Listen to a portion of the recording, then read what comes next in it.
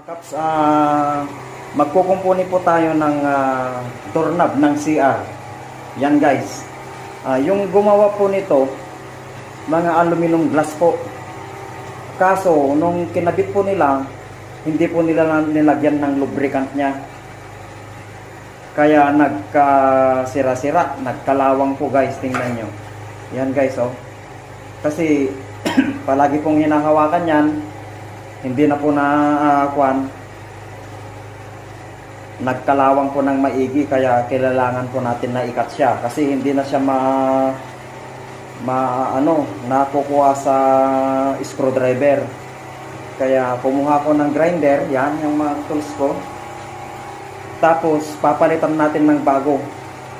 Sisirain na natin kasi hindi na yan naluluwangan ng screwdriver. Kaya ang gagawin natin guys, mga kaps, bago po natin isalpak yung bago na doorknob sa mga CR, take note po, maglalagay po tayo ng mga langis, lubricant, para hindi po siya magkakalawang sa loob. Kasi pag nagkalawang po sa loob, yun po siya magkakaroon ng sira. Doon po siya masisira kasi yung mga mechanism natin sa loob hihigpit kasi nagkakalawang na. Yan guys, kumpunahin natin at palitan. Pero ito po yung ipapalit natin na doorknob. Yan, maglalagay po tayo ng langis guys. Yan. Para hindi po siya magkakalawang, yan, lagyan natin siya ng langis. Kasi pupunta po siya ng CR guys. Yan.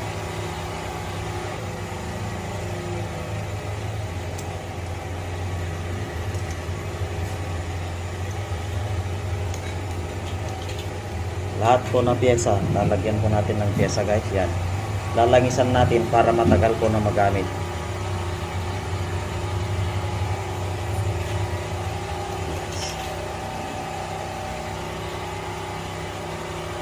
Yan, pwede na natin siyang isalpak guys. Okay mga kaps, mga kakarpentero, okay na siya kaps. Yan. Linagyan po natin siya ng lubricant para hindi po siya magkakalawang sa loob. Yan guys, oh. Okay na guys. Ito po yung pinalit natin. Mas bago at original po. Mas original po siya. Ito naman yung dati guys. Ito yung outcome ng nilagay nila. Kasi hindi po nila nilagyan ng lubricant. Kinalawang po siya kaya madali po siyang nasira. Lalo na po kasi CR po yung nang lagyan nila. Siyempre pag hinahawakan po, may sabon yung kamay, madali po siyang magkalawang. Yan guys, yan. Sinersa natin matinanggal kasi hindi na talaga siya maluluwangan. Hindi na siya natatanggal ng screw. Kaya gumamit po tayo ng grinder. Okay guys,